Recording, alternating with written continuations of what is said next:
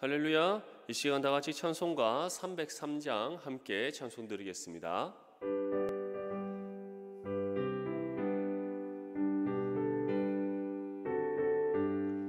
날 위하여 십자가에 중한 고통 받으사 대신 죽은 주 예수의 사랑하신 은혜여, 보배로운 피를 흘려 영영 죽을 죄에서 구속함을 받은 우리 어찌 찬양 안 할까. 예수 안에 있는 우리 한량없이 즐겁고 주 성령의 위로함이 마음속에 차도다. 천국 음악 소리 같은 은혜로운 그 말씀 끊임없이 듣는 우리 어찌 찬양 안 할까. 이 세상의 모진 풍파 쉬지 않고 불어도 주님 안에 보호받는 우리 마음 편하다. 늘 깨어서 기도하고 저 천국을 바라며 주님만을 기다리니 어찌 찬양 안 할까. 시간 하나님 말씀 고린도후서 13장 11절에서 13절까지 말씀입니다. 고린도후서 13장 11절에서 13절까지 말씀, 우리 성경과 자막을 함께 보면서 읽겠습니다. 시작. 마지막으로 말하노니 형제들아 기뻐하라. 온전하게 되며 위로를 받으며 마음을 같이하며 평안할지어다. 또 사랑과 평강의 하나님이 너희와 함께 계시리라. 거룩하게 입맞춤으로 서로 문안하라. 모든 성도가 너희에게 문안하느니라. 주 예수 그리스도의 은혜와 하나님의 사랑과 성령의 교통하심이 너희 무리와 함께 있을지어다. 아멘. 할렐루야. 우리 삶을 돌아보면 바람에 밀려 요동치는 파도와 같음을 알 수 있습니다. 우리의 삶이 평안한 삶이다라고 하기에는 우리 인생의 굴곡이 너무 심한 것 같습니다. 또는 기쁨에 충만한 삶이라 하기에도 우리의 삶에 여러 가지 시련과 고통이 너무 많음을 우리는 볼 수 있습니다. 이처럼 우리 삶은 바람에 밀려 요동치는 파도와 같이 잠잠하기보다는 언제나 좌우나 우로 흔들리고, 그리고 여러 가지 많은 시련과 고통으로 인해 굴곡진 인생이라 할 수 있습니다. 이러한 굴곡진 인생 가운데 때로는 어떤 사람은 극단적인 선택을 하기도 합니다. 또 다른 누군가는 자신이 의지할 대상을 찾아 나서기도 합니다.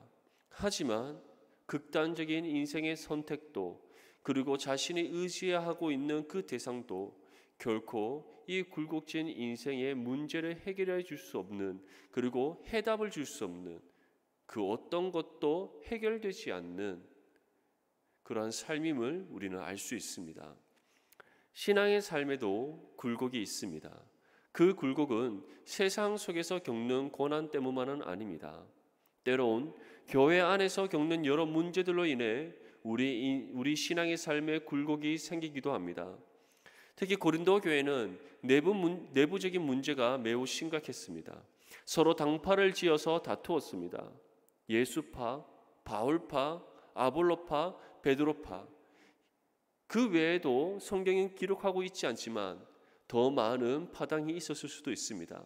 하지만 가장 대표적인 이 네 파로 나뉘어서 서로가 더 우월하다고, 서로가 더 나은 사람이라고, 우리가 신앙적으로 너희보다는 더 나은 사람이라고 서로를 자랑하기를 즐겨하고 서로를 비난하고 비판하면서 다투는 그러한 모습들을 보여주었습니다. 거짓된 사람들이 교회 안에 침투해서 들어와서 성도들을 미혹했습니다. 사도 바울을 모함해서 성도들로부터 불신하게 만드는 그러한 죄악들이 교회 안에 심각하게 일어났습니다. 이러한 문제들로 인해 고린도 교회는 끊임없는 시험과 분쟁을 겪게 되었습니다. 이로 인해 성도들은 마음속 깊이 상처를 입게 되었습니다. 그런데 그러한 고린도 교회를 향해 사도 바울이 두 편의 서신을 보내면서 이제 이 두 번째 마지막 서신의 끝에 권면과 축복의 인사로 맺고 있습니다. 본문 11절 말씀에 마지막으로 말하노니 형제들아 기뻐하라. 온전하게 되며 위로를 받으며 마음을 같이하며 평안할지어다. 또 사랑과 평강의 하나님이 너희와 함께 계시리라. 거룩하게 입맞춤으로 서로 문안하라. 사도 바울은 고린도 교회의 성도들 향해 항상 기뻐하라라고 권면하고 있습니다. 사실 지금 고린도 교회는 기뻐할 수 있는 상황이 아닙니다.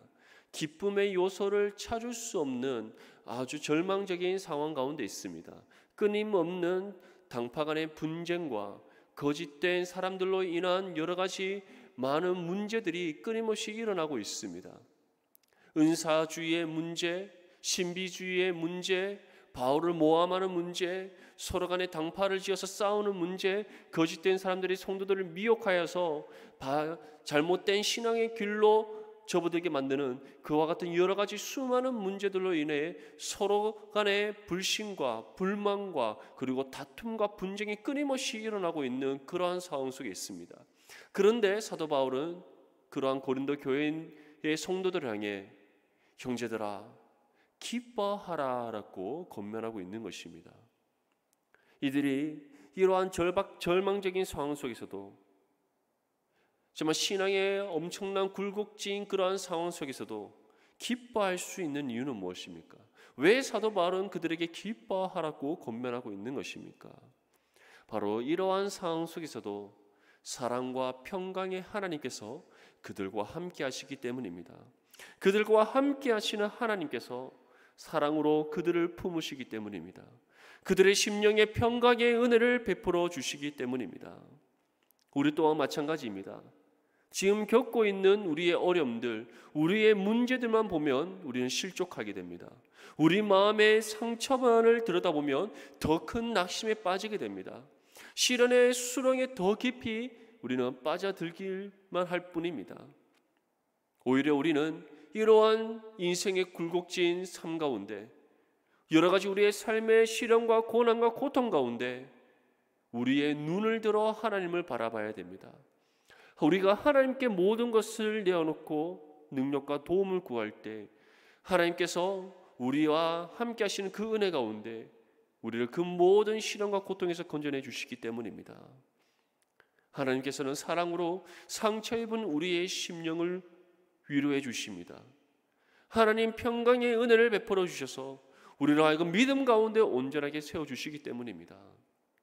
지금 인생의 굴곡으로 인하여서 어려움 가운데 있습니까?